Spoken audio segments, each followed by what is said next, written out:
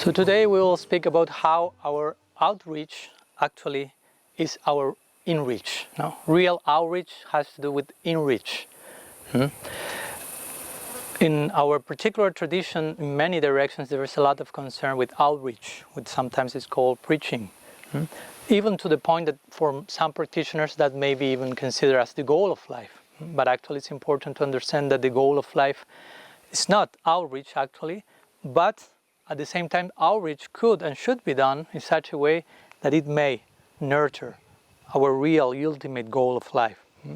So we have these two important conceptions in this regard called prachar and achar.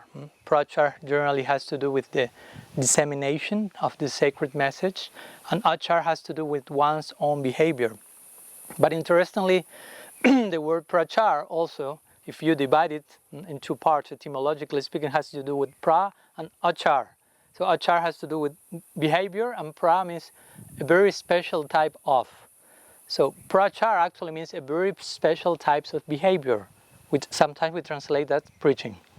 In other words, your conduct, the way you conduct in your life will be the most powerful dissemination of the message, no matter what is going from your mouth out, but what's going on from your mouth in, if you will, inwards. Actually, preaching has to do with being so filled within yourself, so full, that eventually you are being overwhelmed, overflown by whatever is filling you, and that starts to sprinkle some other people. And that's what we call preaching, something that becomes contagious. When we speak also about outreach, there are so many stages, so many levels of approach in our consciousness to that. For example, in the very beginning we may think, okay, I will go out and save people. I'm saved, now I have to save them. Eventually you will realize you are not that saved yet. In potential, yes, but there's some time remaining. But also you may feel in the very beginning, I'm helping them. But eventually, as you progress in your compassionate approach to outreach, you eventually will end up feeling they are helping me. Actually, I am the most benefited one by engaging in this type of task, by having the chance of having ears willing to hear me, having tongues willing to ask about me, and in this way inviting me to reach new levels of understanding of what I thought I already knew, and so on. So eventually you will reach that conclusion. I am being the one who is preached. I'm not preaching anyone, basically. Of course, when we are trying to do this outreach, there are also so many levels of, if you will, motivational. There are many motivational levels, which is the background behind my attempt. Why do I want to preach? Do I want to save, as I say? Do I want to feel I'm being saved by doing this? Do I have real compassion, or do I need everyone to be chanting Harinam in order to convince myself that I must be in the wrong place, in the proper place, because everyone else is doing the same thing? So many possibilities are there, so we should be introspective about that approach.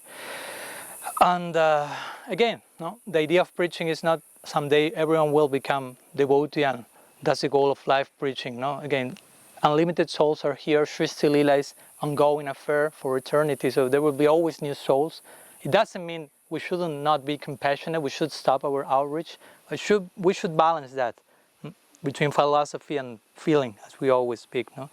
So the goal of our life, as I say, is not only helping others here, but there are higher realms with even higher service necessities are there. Our goal of life is a very specific goal regarding a very specific aspect of the Absolute in a very specific place with a very specific psychology in the approach to that place and to the personalities there. So everything is very specific, and gradually we should become acquainted with all the minutiae, all the details of such a place. And in that place we have heard there is a higher necessity of service than here. That's interesting conception. Necessity of service has not only have to do with people suffering, but when people is no longer suffering, another type of necessities arising. So in this way, there is a place, of course, for being a Goshnanandi, as Bhaktivinoda Thakur will say, of trying to do outreach and help others and be helped by that. But also there's place for being a Bhajananandi, someone who wants to enter deep into their own practice to the level of reaching that level of necessity of service in the other realm.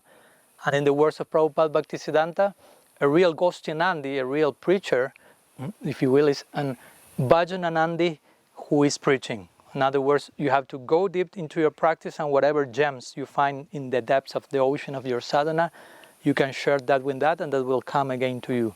So in this way, our outreach has totally to do with our inreach. See you next fortnight.